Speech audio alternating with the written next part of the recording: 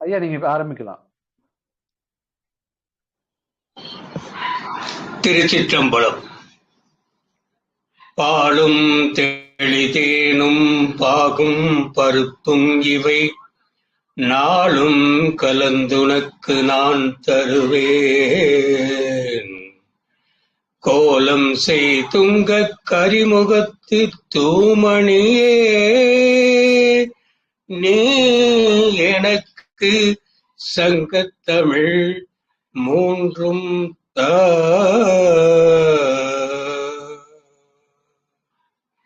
ஆணைமிகனின் திருப்பாதம் படிவோம். மனதே நினைவாய் குரு பாதம், மனதே சொல்வாய் குரு நாமம், மனதே கேட்பாய் குருவார்த்தை, மனதே பதிப்பாய் குரு உருவை.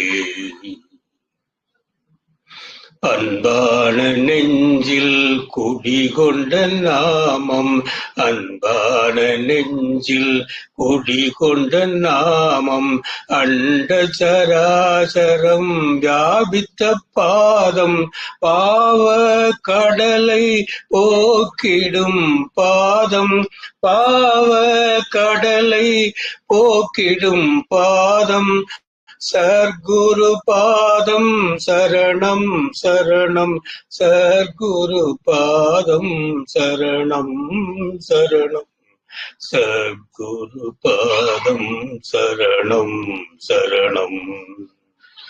குருவின் திருப்பாதம் பணிவோம். கந்தர் அனுபூதியை தந்து அருளிய அருணகிரி பெருமானுடைய திருப்பாதம் பணிவோம். அருணகிரி பெருமானுக்கு அனுக்கிரகம் அளித்த ஆண்டவன் ஆறுமுகத்தானின் திருப்பாதம் பணிவோம். இரவு பகல் பலகாலம் இயல் இசை முத்தமிழ் கூறி திறமதனை தெளிவாக்க திருவருளை தருவாயே. பரகருணை பெருவாழ்வே பரசிவ தத்துவ ஞான அரணருள் சத்குருவோனே அருணகிரி பெருமாளை. அரணருள் சத்குருவோனே அருணகிரி பெருமாளை. மூவிரு முகங்கள் போற்றி முகம் பொழி கருணை போற்றி, ஏவரும் துதிக்க நின்ற ஈராறு தோள் போற்றி, காஞ்சி மாவடி வைகும் செவ்வேல் மலர் அடி போற்றி, அந்நாள் சேவலும் மயிலும் போற்றி, திருக்கை வேல் போற்றி போற்றி என்று கலியுக வரதன் கண் கண்ட தெய்வம் ஆறுமுகப் பெருமானின் பாதம் பணிகிறேன். இந்த நிகழ்ச்சியை கருணையோடு அனுமதித்து அளித்த மெய்ப்பொருள் ஆன்மீக மன்றத்தின் அனைத்து நிர்வாக உறுப்பினர்களுக்கும் அன்பான நன்றி கலந்த வணக்கத்தை தெரிவித்துக் கொள்ளுகின்றேன். இதனை கேட்டு மகிழ்கின்ற பெருமக்கள் உடைய திருப்பாதம் பணிகின்றேன். மெய்யன்பர்களே, சென்ற வார சிந்தனையிலே உங்கள் முன் ஒரு பாடலை சொல்லி விடைபெற்றுக் கொண்டேன். அந்த பாடலிலே ஒரு உபதேசம் இருக்கின்றது. அதை மறுபடியும் உங்களுக்கு சொல்ல விளைகின்றேன். எல்லாம் அற என்னை இழந்த நலம் சொல்லாய் முருகா சுரபூபதியே. திரும்ப சொல்லுகின்றேன். எல்லாம் அற என்னை இழந்த நலம் சொல்லாய் முருகா சுரபூபதியே. சொல்லாய் முருகா என்று அவர் இறைஞ்சும் போது உபதேசித்து அருளுக என்று வேண்டிக் கொள்ளுகின்றார். இதை நாம் விரிவாக பார்க்க இருக்கின்றோம். அன்பானவர்களே, ஆன்மீகத்தின் முதல் படியை நாம் இப்போது அடைய இருக்கின்றோம் என்பதை மிக்க மகிழ்வோடு தெரிவித்துக் கொள்ள இருக்கின்றேன். இந்த சொற்றொடரில் எல்லாம் அற என்றால் என்ன? எல்லாம் அற என்றால் எதை எதை அற? அற என்பது இழக்க என்று பொருள். எதை எதை இழக்க? என்னை இழந்த என்றால் எப்படி இழப்பது? எல்லாம் அற என்னை இழந்த நலம் என்று சொல்லுகின்றார். ஆக என்னை இழந்த என்றால் எப்படி இழப்பது? நலம் சொல்லா என்றால் அது என்ன நலம்?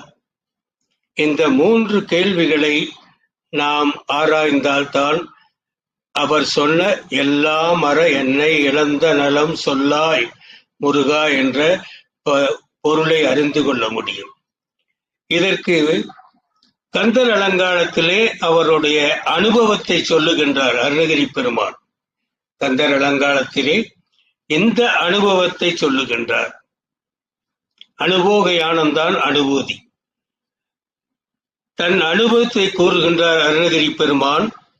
சொல்லுக்கில்லை, நன்றாக புரிந்து கொள்ளக்கூடிய ஒரு சொற்றொடர். சொல்லுக்கில்லை என்று எல்லாம் இழந்து சும்மா இருக்கும் எல்லையுள் செல்ல எனை விட்டவா என்று கந்தர் அலங்காரத்திலே இதை விரிவிக்கின்றார். சொல்லுக்கில்லை என்று எல்லாம் இழந்து சும்மா இருக்கும் எல்லையில் செல்ல எனை விட்டவா என்று கூறுகின்றார். நமக்கு ஆன்மீகத்தை போதித்த பெருமக்களில் முருகனுடைய பெருமையை நமக்கு அள்ளி அள்ளி அற்புதமாக பொருள் விளக்கம் தந்த பெருமான்களில் வாரியார் சுவாமிகள் அவர்கள் நினைவுக்குரியவர்கள், போற்றக்கூடியவர்கள். அவர் அழுதிய அந்த பொருளை உங்கள் முன்னே வைக்கின்றேன். சொல்லுக்கு இல்லை என்று எல்லாம் இழந்து சும்மா இருக்கும் எல்லையில் செல்ல எனை விட்டவா என்பதில் முதல் வாக்கியமாக எல்லாம் இழந்து என்பதை எடுத்துக்கொள்வோம். எல்லாம் இழந்து என்றால் ஏதோ ஒன்றை நாம் இழக்க வேண்டும். அதாவது ஏதோ ஒன்றை நாம் இயங்காதபடி நம் உடலை வைத்துக் கொள்ள வேண்டும். அது என்ன அந்த இயங்காத நிலையில் உள்ளது? 3 பொருட்கள். மனம், பொருள் என்று சொல்ல முடியாது. மனம், வாக்கு, காயம் என்ற 3ஐயும் இயங்காதபடி செய்து கொள்ள வேண்டும். இந்த 3இன் இயக்கமில்லாததால் ஏற்பட்ட மௌன நிலையில், அந்த எல்லையில் என்னை கொண்டு விட்டவா என்று சொல்லுகின்றார். சும்மா இருக்கும் எல்லையில் செல்ல எனை விட்டவா என்று கூறுகின்றார். ஆக மனம், வாக்கு, காயம் என்ற 3ஐயும் இழக்கச் செய்து, இயங்காதபடி செய்து, இந்த 3இன் இயக்கமில்லாததால் ஏற்பட்ட மௌன நிலையில், அந்த எல்லையில் என்னை கொண்டு விட்டவா என்று முடிக்கின்றார். அடுத்த சொல்லுக்கு வருவோம். சொல்லுக்கு இல்லை. இந்த நிலை, அவன் கொண்டு சென்று விட்ட நிலை, இத்தன்மை எது அல்லது இப்படிப்பட்டது என்று சொல்ல முடியாத ஒரு நிலை. இதை நாம் நன்றாக புரிந்து கொள்ள வேண்டும். இப்பொழுது எதை இழக்க வேண்டும் என்ற அந்த 3 பொருட்கள் என்றே வைத்துக் கொள்ளுங்கள். அதை நாம் எப்படி இயங்காதபடி செய்வோம் என்பதை பார்க்க இருக்கின்றோம். முதலாவதாக காயம். காயம் என்பது உடம்பு. உடம்பு ஆண்டவன் படைத்த அற்புதமான படைப்பு. அரிது அரிது மானிடராய் பிறத்தல் அரிது என்று கூறுவார்கள். ஆக உடம்பு ஓர் இடத்திலே சும்மா உட்காரலாம். இது முடியும். நம் உடம்பை சும்மா ஒரு இடத்திலே உட்காரச் செய்து இருக்கலாம். இது முடியக்கூடிய ஒரு செயல். இதை இருக்கை என்று சொல்வார்கள் அல்லது ஆசனம் என்று சொல்வார்கள். பொதுவாக ஆன்மீகத்திலே ஆசனம் என்பது முக்கியமான ஒரு விஷயம். ஏனால் உட்கார்ந்து கொண்டு வலி ஏற்பட்டால் மனம் அந்த வலிக்கு நிவாரணம் தேடி அலையுமோ ஒழிய ஆன்மீகத்திலே நாட்டம் கொள்ளாது. ஆக ஆசனம் என்பது ஆன்மீகத்தை அடையக்கூடிய ஒரு நிலைப்பாட்டுக்கு முதற் காரணம் என்பதை நாம் புரிந்து கொள்ள வேண்டும். ஆக உடம்பு ஓர் இடத்தில் சும்மா உட்கார்ந்து கொள்ளுகிறது. அது சுகமாக உட்காரணும். அதுக்கு பெரியோர்கள் நிறைய நமக்கு ஆசன முறைகளை சொல்லித் தந்திருக்கின்றார்கள். பத்மாசனம், வஜ்ராசனம் என்றெல்லாம் படித்திருக்கலாம். அந்த முறையிலே உட்கார வேண்டும். இரண்டாவது வாக்கு. வாக்கு என்பது பேச்சு. சொல் அற என்கிறார். சொல் அற என்கிறார். இதுவும் முடியும். வாய்மூடி சும்மா பேசாமல் உட்காரலாம். இதுவும் சாத்தியம். வாய்மூடி சும்மா உட்காரலாம். இதுவும் சாத்தியம். ஆக இந்த இரண்டையும் நாம் ஸ்திரமாக செய்ய வேண்டும் என்றால் மனது வேண்டும், மனதிலே உறுதி வேண்டும். ஆக இந்த மனம் என்பது என்ன? மனம் எங்கே உள்ளது? அதை எப்படி சும்மா வைப்பது? அதன் எல்லை என்ன என்பதை நாம் தெளிய வேண்டிய நிலையில் இருக்கின்றோம். மனத்தை அடக்குவது மாபெரும் செயல். அது உறுப்பா? இல்லை. அது எப்படி சும்மா வைப்பது? அதுக்கு ஏதாவது சாதனம் உண்டா? அறிய வேண்டும். அதனுடைய எல்லை என்ன என்பதை தெரிய வேண்டும். ஆக மனதை அடக்குவது மாபெரும் செயல் என்பதை ஆன்மீக பெருமக்கள் அறிந்து கொள்ள வேண்டும். மனத்தை தடுத்தாலன்றி ஞானம் கிட்டாது. மனத்தை தடுத்தாலன்றி ஞானம் கிட்டாது.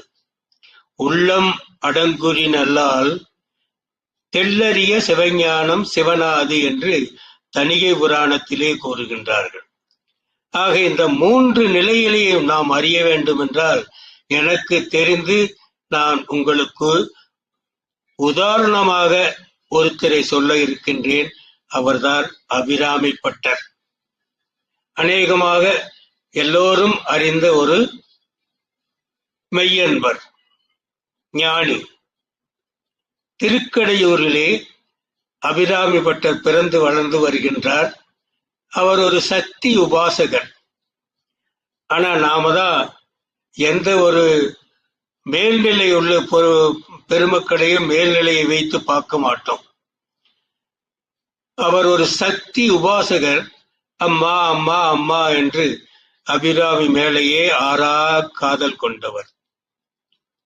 அப்பேற்பட்டவர் வாழ்ந்த காலம் 300 ஆண்டுகளுக்கு முன். பட்டர் உட்கார்ந்து இருக்கின்றார். அவருக்கு பேர் அபிராமி பட்டர். அம்மா வைத்த பேர் சுப்பிரமணியம். அது போய்விட்டது. ஆனால் அன்னை அவருக்கு தோன்றியதால் அவர் பெற்ற பெயர் அபிராமி பட்டர். இது நிலைத்து நிற்கிறது என்றும். ஆக உட்கார்ந்திருக்கிறார்,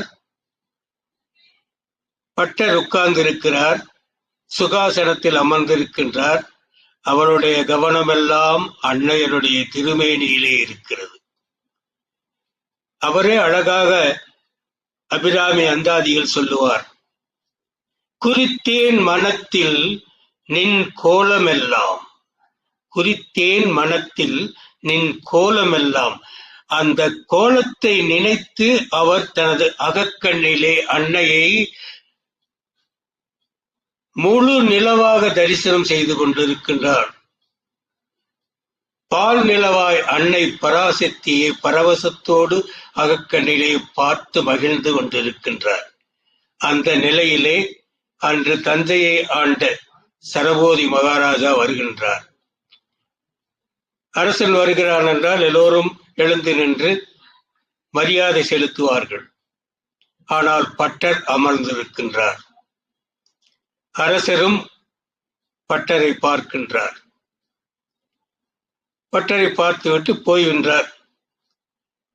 போய் அம்மையாவை தரிசனம் செய்துவிட்டு திரும்ப வருகின்றார். மறுபடியும் பட்டர் அதே இடத்தில் உட்கார்ந்திருக்கின்றார். அப்பொழுது அரசர் கேட்டிருக்கின்றார், யார் இவர் என்று. அவர் ஒரு பித்தன். ஆண்டவனே பித்தா பிறை சூடி என்றுதானே நாம் பாடுகின்றோம். எல்லோரும் சொல்லுகிறார்கள், அம்மா அம்மா என்று இவர் அலைந்து கொண்டே இருப்பார், இவர் ஒரு பித்தன் என்று. ஆனால் அவர் அரசர் அல்லவா, சரபோதி மகாராஜா.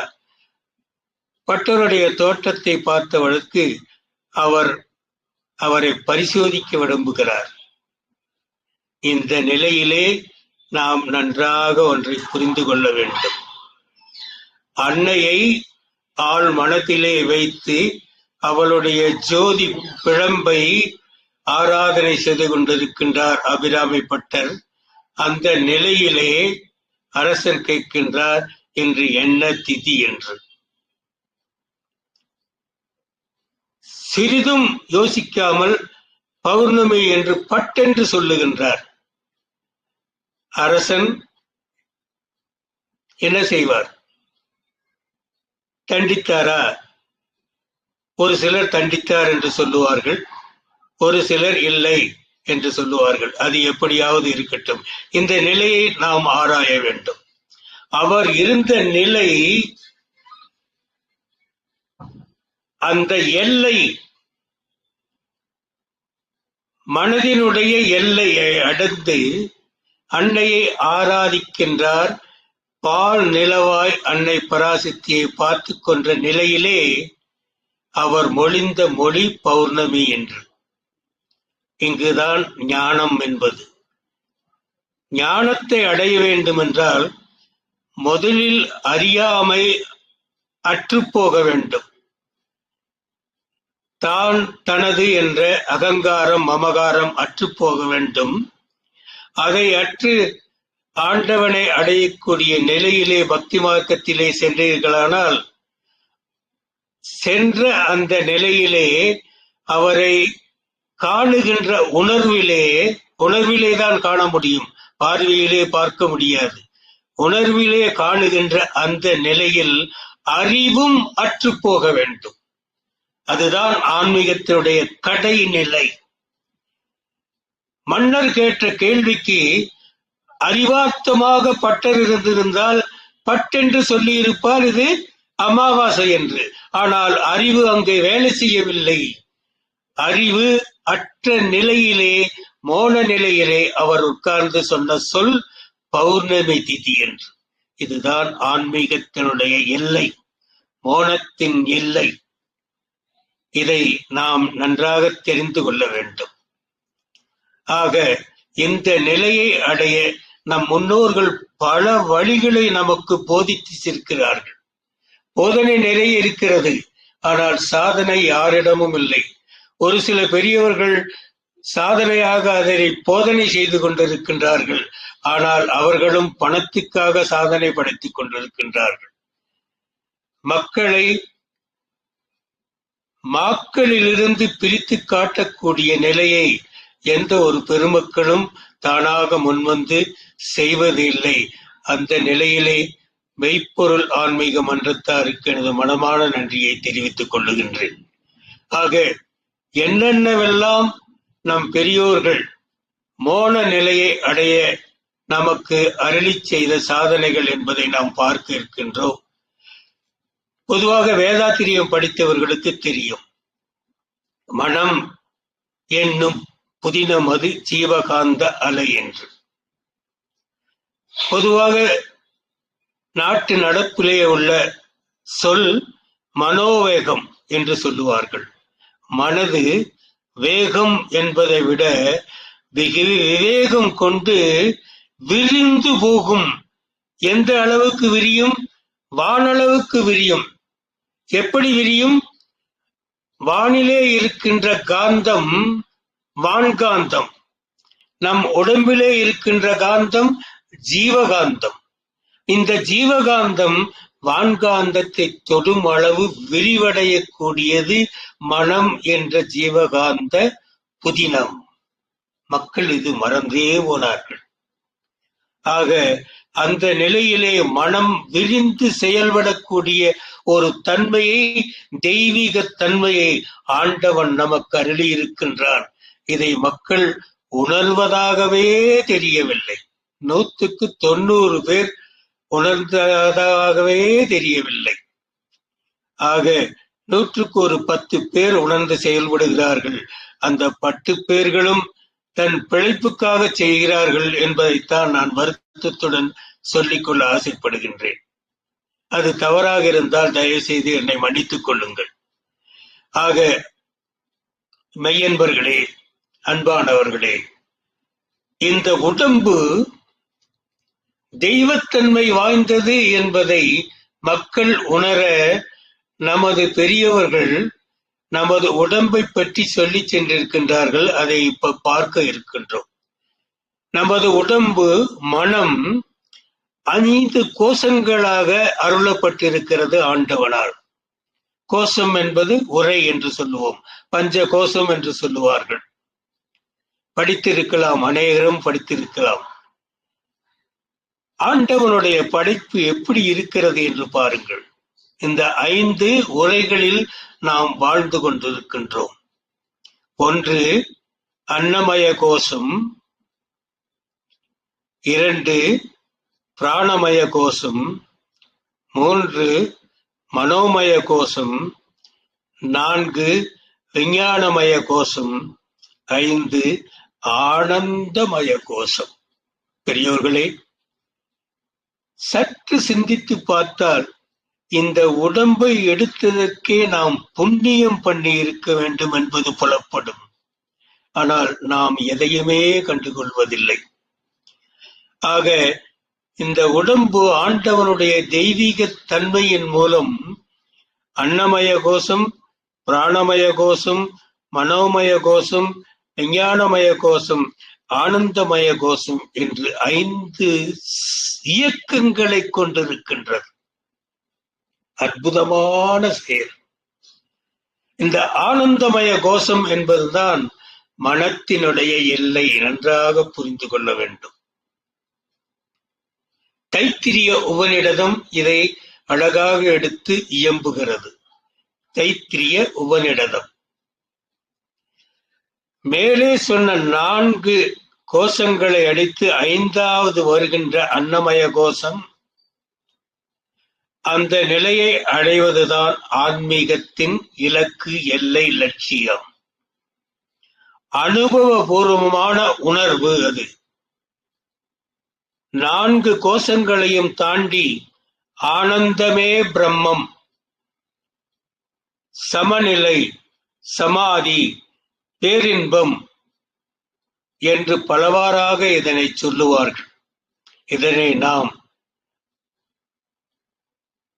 அனுசரித்து தெரிந்து கொண்டு அனுபவத்தை பெற்று உய்தோமானால் கண்டிப்பாக ஆனந்தமய கோஷத்தை நாம் ஆனந்தமாக பெற்று எல்லையில்லா இன்பத்தை அடைய முடியும். இது ஒரு வழி. இதுக்கு கண்டிப்பாக குரு தேவை. உங்களுக்கு குரு வாய்த்தால் கண்டிப்பாக நீங்கள் புண்ணியம் செய்தவர்கள் என்பது அர்த்தமாகும். அடுத்து பதஞ்சலி சித்தர்.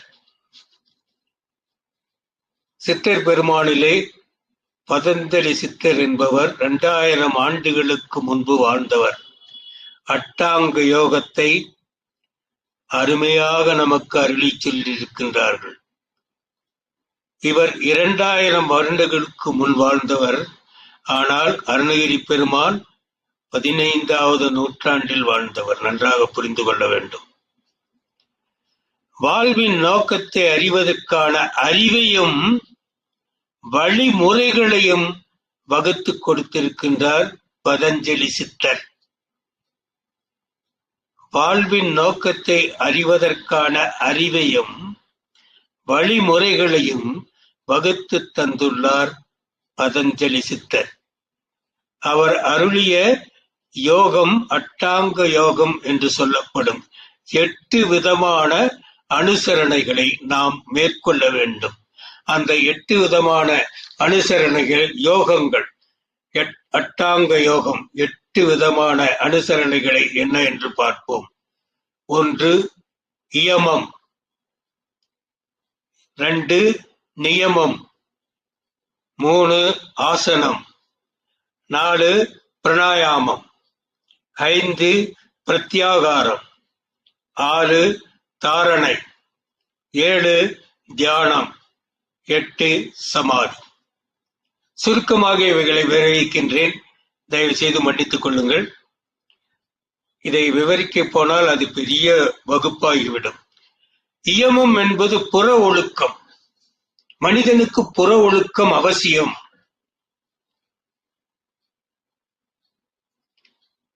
உண்மையாக இருத்தல், களவாடாமை, பிறன்மனை நோக்காமை என்பதெல்லாம் இயமத்தின் நியதியிலே அடங்கும். அடுத்தது நியமம். இது அக ஒழுக்கம். இது தனிமனித ஒழுக்கம். தூய்மை, நம்பிக்கை, எது கடவுள் மேல் நம்பிக்கை, இவையை நியமத்தின் நிபந்தனைகளாக அக ஒழுக்கமாக அமையும். ஆசனம் தியான இருக்கைக்கு முக்கியமானது ஆசனமாகும். தியானத்திற்கு முக்கியமான ஒரு அம்சம் ஆசனம். ஆசனம் சரியில்லை என்றால் மனது ஆன்மீகத்திலே லயிக்காது. தியானத்திற்கு ஏற்ற உடல் நிலையை பெற்று ஆசனத்தில் அமர்ந்தால் அதுவே தானாக நம்மை அடுத்த நிலைக்கு எடுத்து செல்லும். அடுத்தது பிராணாயாமம். சுவாச கட்டுப்பாடு என்று சொல்லுவார்கள். இந்த பிராணாயாமம் என்பது மிக மிக முக்கியம். நமது மூச்சு இடகலை பின்களை என்று சொல்லப்படுகிறது. இந்த இடையிலை பின்களை என்று சொல்லக்கூடிய இந்த மூச்சை நாம் பிடித்து வைத்து நமது உயிரை நாம் பாதுகாத்துக் கொள்ளுகின்றோம். ஆக இந்த பிராணாயாமத்தை அழகாக நமக்கு அருளி செய்திருக்கின்றார் திருமூலர். அதை சொல்ல கடமைப்பட்டவன். ஏறுதல் பூரகம் ஈரட்டு வாமத்தால். பெரியோர்களை நன்றாக புரிந்து கொள்ளுங்கள். ஏறுதல் பூரகம் ஈரட்டு வாமத்தால். ஆறுதல் கும்பகம் 64 அதில். ஊறுதல் 32 ரேட்சகம். மாறுதல் ஒன்றன் கண் வஞ்சகம் ஆமே என்கின்றார். சுருக்கமா பார்ப்போம். மூச்சை உள்ளே இழுப்பது பூரகம். ஈரட்டு வாமம். வாமம் என்பது கண் இமைக்கும் நேரம். அது மாத்திரை என்று சொல்லுவார்கள். கண் இமைக்கும் நேரம் என்பது வாமம் என்று சொல்லப்படுகிறது. ஆக ஏறுதல் மூச்சை உள் இழுப்பது பூரகம் ஆகும். அது 16 கண் இமைக்கும் நேரம். அந்த இழுத்த காற்றை உள்ளே அடக்கி வைக்க வேண்டும்.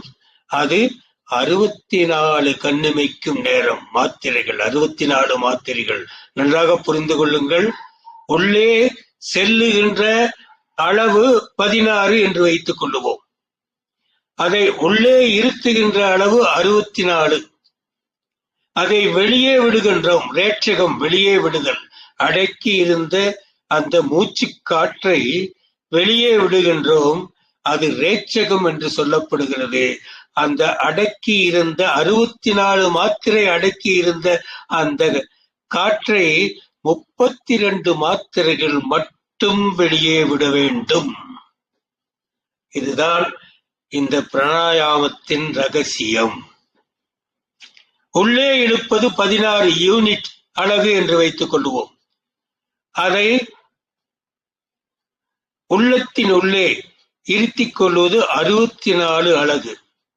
அதை வெளியே விடுவது 32 அலகு. ஆக 16 அலகு 64 விரிவடைந்து அந்த 64 பாதி அளவு வெளியே விடப்பெறுகிறது. பாதி அளவு உள்ளே நம் உயிராக செயல்பட்டு ஆன்மீக நிலைக்கு நமக்கு அழைத்து செல்லுகிறது என்பதை பூரணமாக புரிந்து கொண்டால் ஒழிய பிராணாயாமம் உபயோகமற்ற ஒரு நிலை. சும்மா இடது மூக்கை மூட்டிட்டு வலது மூக்கில் காற்றை விடணும், வலது மூக்கில் இழுத்திட்டு இடது மூக்கில் காற்றை விடணும்னு சொல்லுவாங்க. இதெல்லாம் தப்பு தப்பு. ஆக அடுத்து வருவோம். பிரத்யாகாரம். பிரத்யாகாரம் என்பது இந்த உலகத்தில் உள்ள புறத்தில் உள்ள அத்தனையும் மறந்து உள்ளே புலன்களை உட்புறம் திருப்புவது என்பதுதான் பிரத்யாகாரம். இதுதான் கடவுள். கடக்க வேண்டும். இந்த உலகத்தில் உள்ள அனைத்தையும் கடந்து உள்ளே செல்லுவதுதான் கடவுள் தியானம். ஆக பிரத்யாகாரம் என்பது புலன்களை உட்புறம் திருப்புதல், வெளியுலக நாட்டத்தை துரத்தல் என்பதை நாம் புரிந்து கொள்ள வேண்டும். தாரணை என்பது ஒருமுகப்படுத்துதல். ஒருமுகப்படுத்துதல், ஓர்மை என்று சொல்லுவார்கள் அதனை. இதனை நாம் பல வழிகளில் செய்யலாம். மந்திர உச்சாடனம் கூட மனதை ஓர்நிலைப்படுத்தும். ஆனால் மந்திர உச்சாடனம் மனதோடு ஒன்றியதாக இருக்க வேண்டும். இன்னைக்கு மந்திர உச்சாடனங்கள் எல்லாம் காசுக்காக செய்யப்படுகின்றது. கனகதாரா தோத்திரம் செய்தார் ஆதிசங்கரர். காலடியில் பிறந்து காலாலேயே நடந்து இமயமலை வரை சென்று, கேதார்நாத்ல அவருக்கு உருவம் இருக்குது, போய் பாருங்க. காலடியிலே கேரளாவிலே பிறந்து காலாலேயே நடந்து இமயமலை சாரல் வரை சென்று அருசமய நீதியை நமக்கு அளித்த பெரும் ஆட்டி.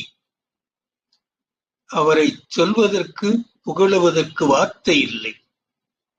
அருசமய நீதி என்று நமக்கு அருளி செய்த பெருமான் கேரளாவிலே பிச்சை எடுத்துத்தான் தனது வாழ்க்கையை நடத்தி கொண்டிருக்கின்றார். அப்பொழுது பிச்சை எடுக்க ஒரு வீட்டுக்கு செல்லுகின்றார். அந்த வீட்டிலே வறுமை.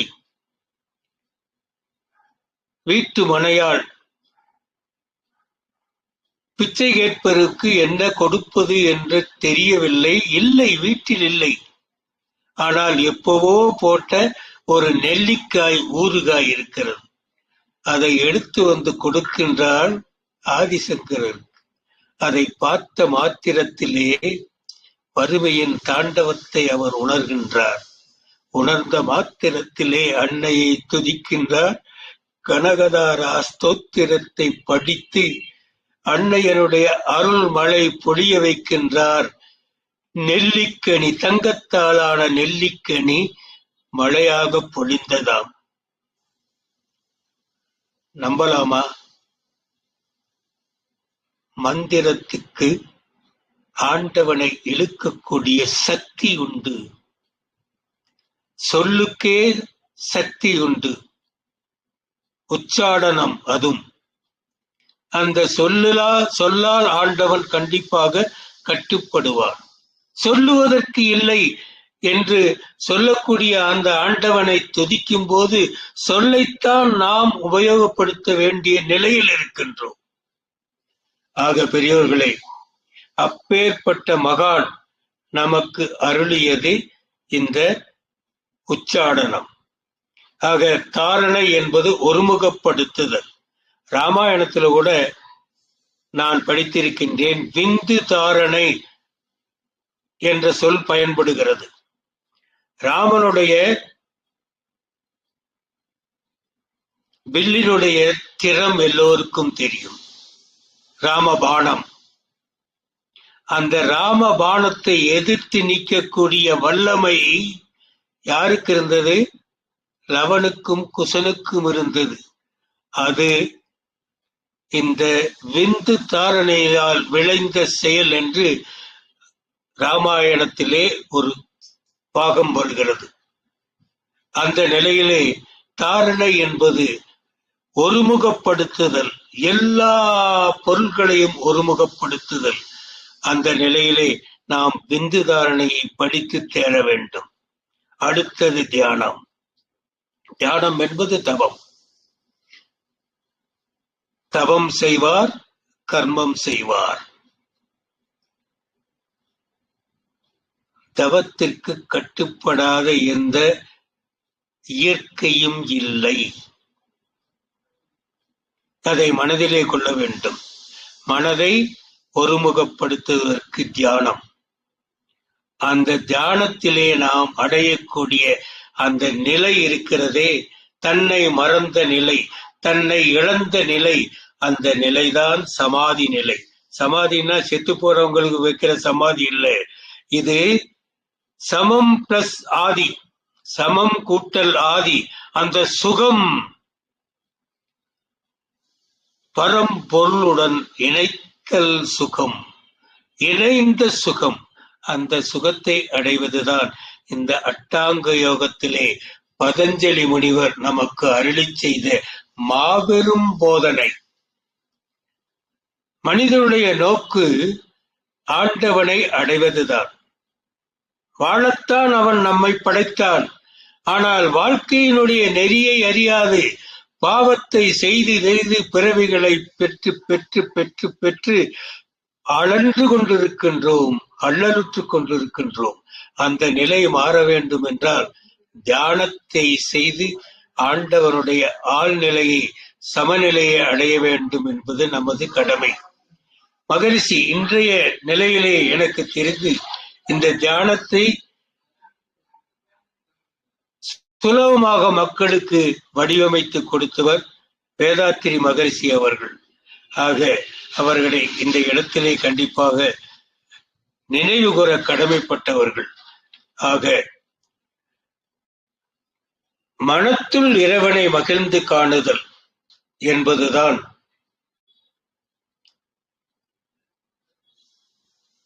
நாம் அடையக்கூடிய பேறு. சொல்வதற்கு நான் கடமைப்பட்டவன். இதை கண்டிப்பாக சொல்லியேதான் ஆக வேண்டும் என்ற நிலையிலே உங்களுக்கு சொல்லுகின்றேன். ஏனால் உலகம் ஆன்மீகத்தை அற்றுவிட்டது. ஆக உங்களை மறுபடியும் திருமூலருக்கு அழைத்து செல்லுகின்றேன்.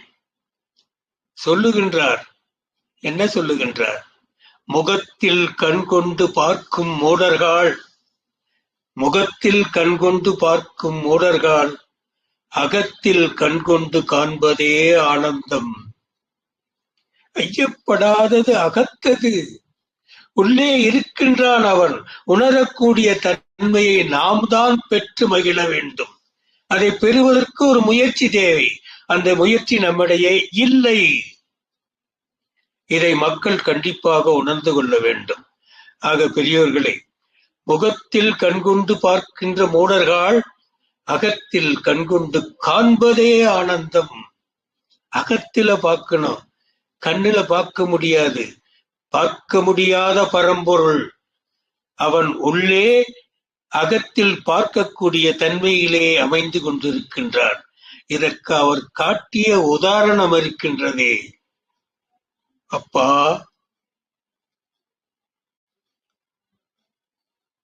இதற்கு அவர் காட்டிய உதாரணம் என்ன தெரியுமா? ஆச்சரியப்படுவீர்கள்.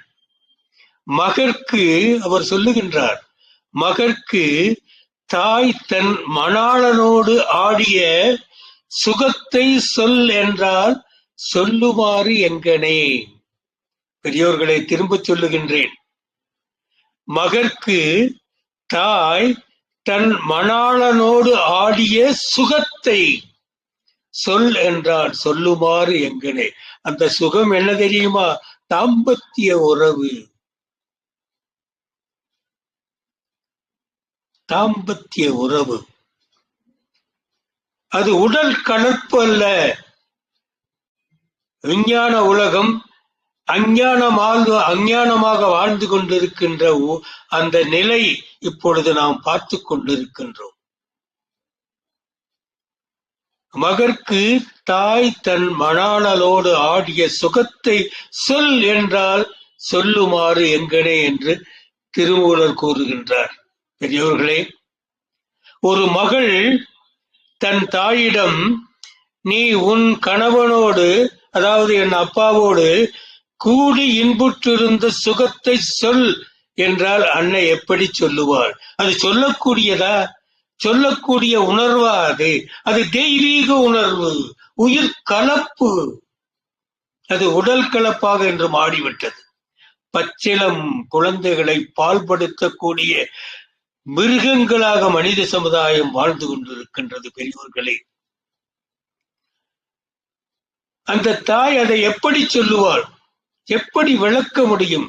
அதுபோலத்தான் ஆண்டவனுடைய அந்த உணர்வை பெறுவது, இறைவனை உணர்ந்து மகிழ்கின்ற ஆனந்தம் அவரவர் அனுபவத்தால் கண்டறிந்து உணரக்கூடியது. அடுத்தவர் சொல்ல முடியாதது அடுத்தவர் உணர்த்த முடியாதது. ஆக பெரியவர்களே, இங்கு நாம் கவனிக்க வேண்டியது இந்த உவமைத்தான். உவமை எதுக்கு சொல்லப்படுகிறது? அகத்தில் கண்கொண்டு ஆண்டவனை காண்கின்ற ஆனந்தத்திற்கு எது சொல்லப்படுகிறது? உவமையாக அன்னை தாய் தன் மணாளனோடு ஆடிய சுகத்தை உவமையாக சொல்லப்படுகிறது என்றால், தாம்பத்தியருடைய தெய்வத்தன்மையை மக்கள் புரிந்து கொள்ள வேண்டும். அந்த தன்மை ஆண்டவனை உணரக்கூடிய உணர்ச்சியின் தன்மைக்கும் ஒப்பானது. ஆக பெரியோர்களே, அந்த உறவின் உணர்வை இறை உணர்வாக்கி மூலமாக கூறியுள்ளார் திருமூலர் பெருமான். இதையெல்லாம் படித்து உய்ய வேண்டும். நாம் படிப்பது மட்டுமல்ல, நம் குழந்தைகளுக்கும் சொல்லிக் கொடுக்க வேண்டும். எத்தனை குழந்தைகளுக்கு எவ்வளவு பெரியோர்கள் பாடநூல் அல்லாது பகுத்தறியும் நூல்களை, அதாவது அறிவு நூல்கள் என்று அன்றைய மக்கள் நமக்கு சொல்லி சென்று கொண்டிருந்த அந்த நூல்கள் என்ன? தேவாரம், திருவாசகம், கந்தர் அனுபூதி, கந்தர் அலங்காரம், கந்த புராணம், இவைகளை எல்லாம் குழந்தைகளுக்கு போதியுங்கள். புத்தகத்தை வாங்கிக் கொடுங்கள். பாடநூல் புத்தகத்தை மட்டும் வாங்கிக் கொடுக்காதீர்கள், அறிவு நூல் புத்தகத்தையும் வாங்கிக் கொடுங்கள் என்று கரங்கூப்பி சிறந்தாழ்ந்து வணங்கி கேட்டுக்கொள்ளுகிறேன் பெருமக்களை. ஆக கந்தர் அனுபூதியை ஆன்மீக நோக்கிலே பார்த்தோம். இப்பொழுது விஞ்ஞானத்தின் அடிப்படையிலே உங்கள் முன்வைக்க இருக்கின்றேன். இந்த விஞ்ஞானத்தின் அடிப்படையிலே இந்த ஆன்மீகத்தினுடைய எல்லை, அந்த எல்லையிலே எப்படி செல்வது என்பதை நமக்கு அருளியவர் வேதாத்திரி மகரிஷி அவர்கள். அவர் சொல்லி சென்றிருக்கின்றார்கள். மனம் என்பது ஜீவகாந்த அலை. அந்த அலை மனிதனுள்ளே இயங்கிக் கொண்டிருக்கின்றது. அதற்கு தனியாக ஒரு பாடல் இருக்கிறது. அதை நாம் எடுக்க வேண்டிய அவசியமில்லை. இருப்பினும் அதனுடைய சாராம்சத்தை நான் சொல்லுகின்றேன். மனம் என்பது ஜீவகாந்த அலை. இதய துடிப்பை எப்படி அளக்கின்றோமோ அதே போன்று மன அலை சுழலையும் அளக்க முடியும் விஞ்ஞானத்தால். மன அலைச்சுழலை விஞ்ஞானத்தால் அளக்கக்கூடிய கருவியின் பெயர் எலக்ட்ரோ என்செபலோகிராம்.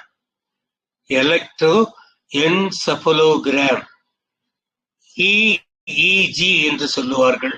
இதை மென்டல் ஃப்ரீக்குவன்சி என்று மருத்துவர்கள் சொல்லுவார்கள். Mental frequency. மனிதனிலே மன அலைச்சுழல் இயங்கிக் கொண்டே இருக்கும். மனம் விரியும். மனம் ஒரு குரங்கு என்று சொன்னது, மனம் தாவிக்கொண்டே இருக்கும். அதனால்தான் மனம் ஒரு குரங்கு என்று சொன்னார்கள். அது குரங்கு புத்தி அல்ல, அலையும் புத்தி. தாவி தாவி அலையும் புத்தி. ஆக மனிதரில் சாதாரணமாக இந்த சுழல் அதிர்வு எண் 1 - 40 வரை போகும். நன்றாக புரிந்து கொள்ளுங்கள் பெருமக்களே. மனதை கட்டுப்படுத்துவது சாதாரணமான காரியம் அல்ல. அதுவும் இன்றைய இந்த சமூக சூழ்நிலை மனதை கட்டுப்படுத்த நாம் நினைத்தாலும் நம்மை சீண்டி விட்டு பார்க்க பல சாதனங்கள் படைக்கப்பட்டுள்ளது. ஆக அந்த நிலையை எல்லாம் தவிர்த்து நாம் இந்த சாதனையை செய்து உய்ய வேண்டும். ஆக விஞ்ஞான அடிப்படையிலே மனதினுடைய அலையை மென்டல் ஃப்ரீக்குவன்சி என்று சொல்லக்கூடிய அந்த மன அலை சுழலை நாம் அளந்து பார்க்க முடியும்.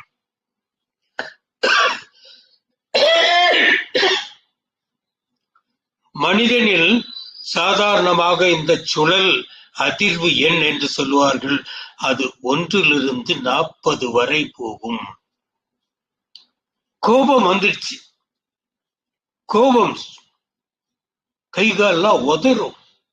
அப்போது மன அலை சுழல் என்ன தெரியுமா? 25 அதிர்வுகளுக்கு மேல் செல்லுகிறது. நன்றாக புரிந்து கொள்ளுங்கள் மக்களை.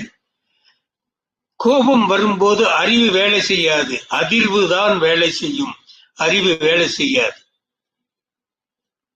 ஆக இந்த அலை சூழலை நாம் குறைப்போமானால் கண்டிப்பாக ஆண்டவனை அடையக்கூடிய அந்த அலைச்சுழலை நாம் அடைய முடியும். அதை இப்போது பார்ப்போம். 4 விதமான அலைச்சுழலை மகரிஷி அவர்கள் நமக்கு வடித்து கொடுத்திருக்கின்றார்கள். 1 பீட்டா அலை, உணர்ச்சி கோபம் என்ற நிலையில் செயல்படும் போது மன உளைச்சல், மன அலை சுழல் 14லிருந்து 40 வரை போகும். உணர்ச்சி வேகத்தில் 14லிருந்து 40 வரை போகும். Frequency, mental frequency. ஒரு வினாடிக்கு அதனுடைய சுற்று பீட்டா அலை என்று உணர்ச்சி கோபம் பயப்பட்ட மனிதனுக்கு அந்த சுற்றுக்கள் 14லிருந்து 40 வரை போகும். தவம் தியானம் என்று ஆரம்பித்தால் அந்த அலை சுழல் குறையும். அது ஆல்பா அலை என்று சொல்லப்படுகிறது. தவத்தில் இருப்போமானால் மன அலை சுழல் 13லிருந்து 8 வரை வரும். பெருமக்களே, தவத்தினுடைய பயன் என்ன? ஓர்மை, கூர்மை என்று மனதினுடைய நிலையை பக்குவப்படுத்துவது. ஆக தவத்தில் இருப்பவர்களுடைய மன அலை சுழல் 13லிருந்து 8 வரை இருக்கும் வினாடிக்கு.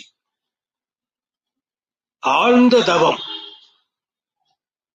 நிறைந்த தவத்திலே இருக்கும்போது இந்த மன அலை சுழல் தீட்டா அலை என்று சொல்லப்படுகிறது. 7லிருந்து 4 சுற்றுக்கள் வினாடிக்கு போகும். மனம் அடங்கும். நன்றாக புரிந்து கொள்ளுங்கள் பெருமக்களே. ஆழ்ந்த தியானம் நமது மன அலை சுழலை 4லிருந்து 7 வரை சென்று மனம் அடங்கும். அதிர்வு அங்கே இருக்காது. உணர்வு அடங்கும். மனம் விரியும். அடுத்த நிலைக்கு வருவோம். அதுதான் அந்த எல்லை. ஆண்டவனோடு நாம் ஐக்கியமாகக்கூடிய அந்த எல்லை. அது நம்மை இறைநிலையோடு கொண்டு சேர்க்கும். இறைநிலையோடு கொண்டு சேர்க்கும். அது டெல்டா அலை என்று கூறப்படுகிறது. அது டெல்டா அலை என்று கூறப்படுகிறது. அது 1லிருந்து 3 வரை சுழலக்கூடிய சுற்றுக்கள் ஒரு வினாடிக்கு. இந்த நிலையில் தான் அமர்ந்திருந்தார் அபிராமி பட்டர். டெல்டா நிலையிலே மனத்தை அடக்கி அம்மாவினுடைய அந்த பிரகாசமான ஒளியை அகத்திலே இருத்தி தரிசனம் செய்து கொண்டிருப்பவரை பார்த்து கேட்கப்பட்ட கேள்விதான் இன்று என்ன திதி என்பது. அவர் சொன்ன பதில் பௌர்ணமி. ஏனால் அகத்திலே இருந்து அன்னை ஆட்கொண்ட அந்த நிலை அவருடைய வார்த்தையிலே வந்திருக்கிறது. அறிவு அங்கே வேலை செய்யவில்லை என்பதை நாம் உணர வேண்டும்.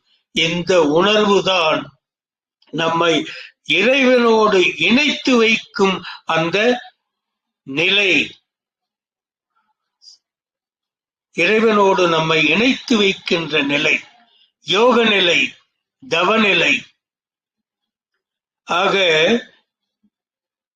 முதலிலே மனிதர்கள் அறியாமையை அகற்ற வேண்டும். ஆண்டவனை அடையக்கூடிய நிலை என்றால் அறிவும் அற்றவர்களாக இருக்க வேண்டும் என்பதை நாம் புரிந்து கொள்ள வேண்டும். ஆண்டவனை அடையக்கூடிய நிலை வந்தால் அறிவு வேலை செய்தால் உடனே கணக்கு போட ஆரம்பிச்சிடும். அறிவு அபிராமி பட்டருக்கு வேலை செய்திருந்தால் மன்னர் கேட்ட கேள்விக்கு அவர் சொல்லி இருக்கக்கூடிய பதில் என்ன? அமாவாசை. அவன் அதை சொல்லவில்லை.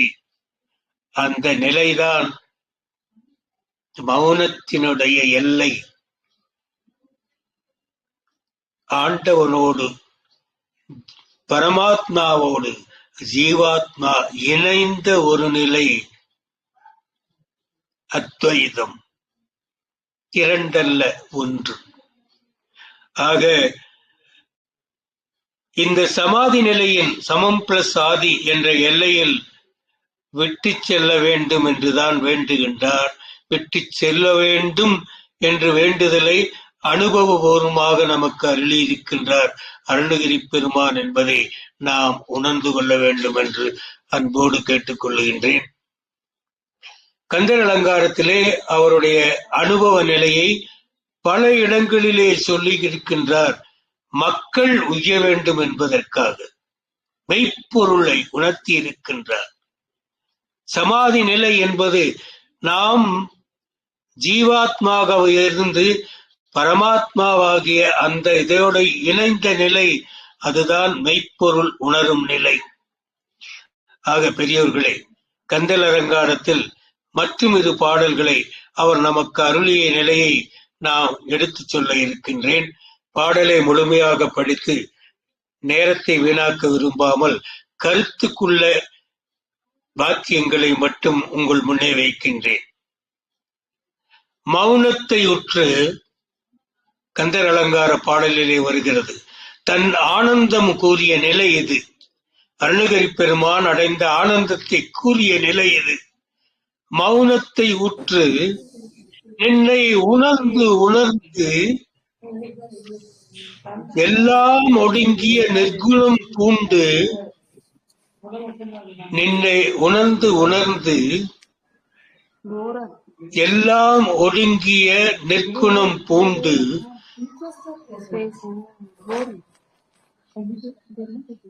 ஹலோ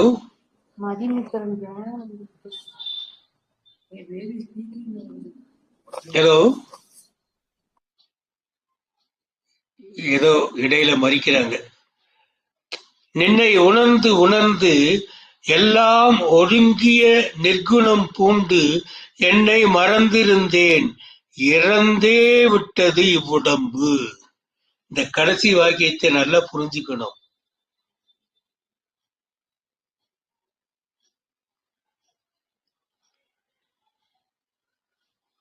இறந்தே விட்டது இவ்வுடம்பு. இதுதான் இறந்தும் இரவா நிலை என்று பெரியோர்கள் அருளி செய்திருக்கின்றார்கள் என்பதை உங்கள் முன்னே சொல்ல கடமைப்பட்டிருக்கின்றேன். இறந்தும் இரவா நிலை, இறந்தே விட்டது உடம்பு. எப்போ? மௌனத்தை ஒற்று நின்னை உணர்ந்து உணர்ந்து எல்லாம் ஒடுங்கிய நிர்குணம் பூண்டு, என்னை மறந்திருந்தேன் இறந்தே விட்டது உடம்பு என்று சொல்லுகின்றார். ஆக பெரியோர்களே, அடுத்து ஒன்றை கூறி சிந்தனையை நிறைவு செய்ய இருக்கின்றேன். நேரம் கடந்திருந்தால் தயவு செய்து பொறுக்கவும் வேண்டுகின்றேன். கந்தர் அலங்காரத்திலே மறுபடியும் தன் ஆனந்தத்தை கூறுகின்றார்.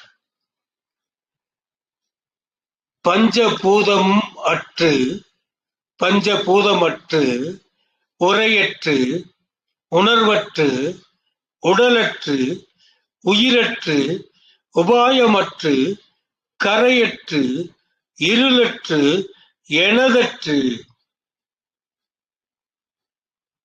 இருக்கும் அக்காட்சியதே என்கின்றார். நன்றாக புரிந்து கொள்ளுங்கள் பெருமக்களே. பஞ்சபூதமும் அல்ல அது,